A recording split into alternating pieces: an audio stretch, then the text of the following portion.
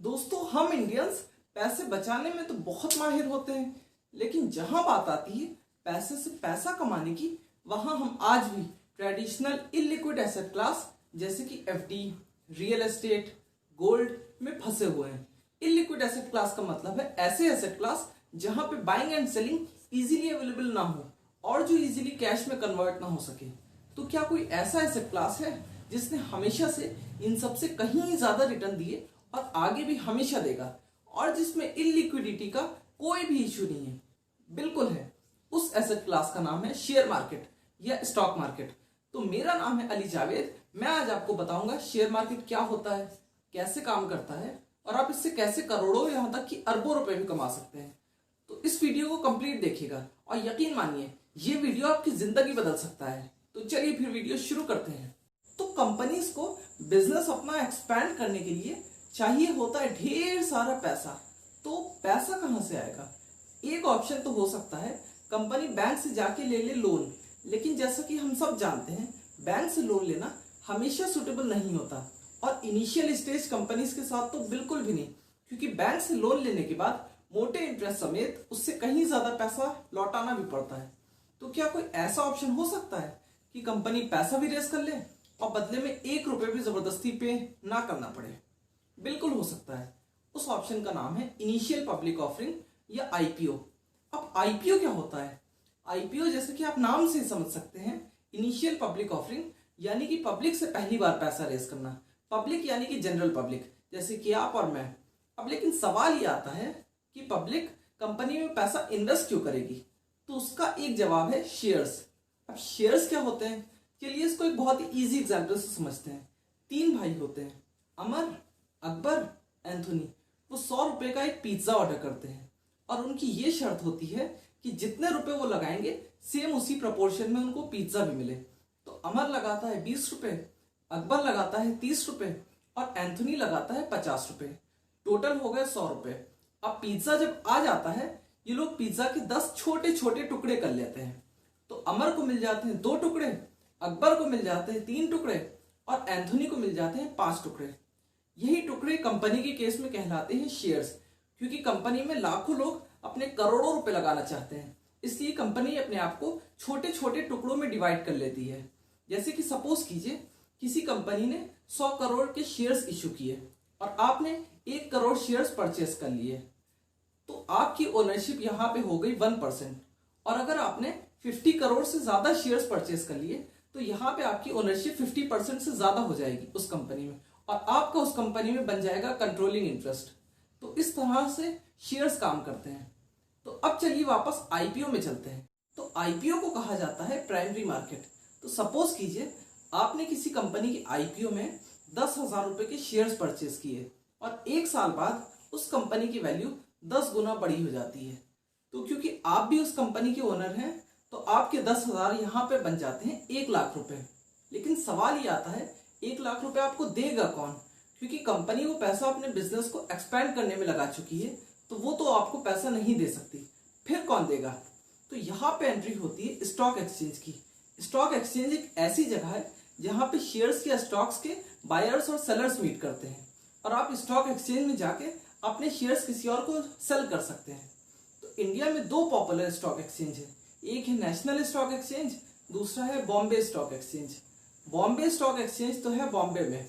अब national stock exchange कहाँ है ये मुझे आप कमेंट बॉक्स में बताएंगे। तो नेशनल स्टॉक एक्सचेंज में 1,500 से भी ज्यादा लिस्टेड कंपनीज हैं और बॉम्बे स्टॉक एक्सचेंज में 5,000 से भी ज्यादा लिस्टेड कंपनीज हैं। तो यानी कि आपको शेयर्स परचेस करने के लिए आईपीओ का इंतजार करने की कोई भी जरूरत नहीं है। आप सिंपली स्टॉक एक्सचेंज में जाके कोई भी शेयर परचेस कर सकते हैं या अपने शेयर्स को सेल भी कर सकते हैं। तो इस मार्केट को कहा जाता है सेकेंडरी मार्केट और यही होता है शेयर मार्केट। तो लेकिन सवाल ये आता है क्या इसके लिए आपको मुंबई की फ्लाइट पकड़नी पड़ेगी? बिल्कुल भी नहीं।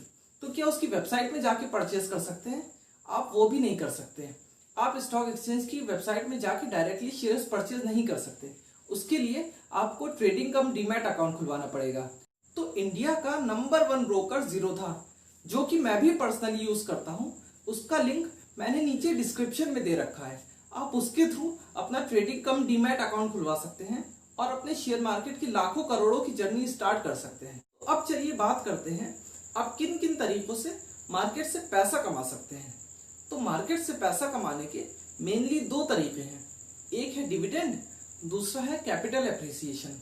डिविडेंड का मतलब है कंपनी साल भर में जितना भी प्रॉफिट कमाती है उसमें से कुछ हिस्सा कंपनी अपने शेयर होल्डर्स को डिस्ट्रीब्यूट करती है। लेकिन याद रहे, कंपनी पूरा पैसा अपने शेयर होल्डर्स को डिस्ट्रीब्यूट नहीं करती, क्योंकि वो पैसा कंपनी अपने बिजनेस को और ज्यादा एक्सपैंड करने में लगा सकती है, जो कि आपको कैपिटल एप्रिसिएशन के थ्रू फायदा पहुंचाएंगे। कैपिटल एप्रिसिएशन का मतलब है स्टॉक का प्राइस बढ़ना। जैसे कि आपने कोई शेयर 100 रुपए का खरीदा और वो हो गया एक साल बाद 200 रुपए का, तो ये होता है कैपिटल एप्रिसिएशन। आप 100 रुपए का खरीदा हुआ स्टॉक 200 रुपए में स्टॉक एक्सचेंज में जाके बेच सकते हैं। तो अब आते हैं वीडियो के सेकंड टॉपिक पे कि शेयर मार्केट आखिर काम कैसे करता है। तो आप सब्जी मंडी तो जरूर गए होंगे, आपने देखा होगा कभी सब्जियों के दाम बहुत ज्यादा हाई होते हैं, कभी सब्जियों के दाम कम होते हैं। उसका क्या कारण होता है? उसका कारण होता है सप्लाई एंड डिमांड। जब किसी सब्जी की सप्लाई ज्यादा हो जाती है तो उसका रेट कम हो जाता है, और जब किसी सब्जी की सप्लाई कम हो जाती है तो उसका रेट ज्यादा हो जाता है। सेम यही चीज शेयर मार्केट में भी अप्लाई होती है। जब कंपनीज की डिमांड बहुत ज्यादा हाई हो जाती है तो उसका रेट अपने आप बढ़ जाता है, और जब उस शेयर की डिमांड कम हो जाती है तो उसका प्राइस भी गिर जाता है। तो कंपनी के शेयर्स के सप्लाई और डिमांड का क्या कारण है? तो कंपनी के शेयर्स शॉर्ट टर्म में मेनली न्यूज ड्रिवन होते हैं। जैसे किसी कंपनी की बहुत अच्छी न्यूज आ गई तो उसकी डिमांड बहुत ज्यादा हाई हो जाती है, इसलिए उसका भाव भी ऊपर चला जाता है। और अगर किसी कंपनी की खराब न्यूज आ जाती है तो उसकी डिमांड भी कम हो जाती है और उसका भाव भी नीचे गिर जाता है। ये होती है शॉर्ट टर्म की बात। लेकिन लॉन्ग टर्म में कंपनी अपने प्रॉफिट पे डिपेंड करती है।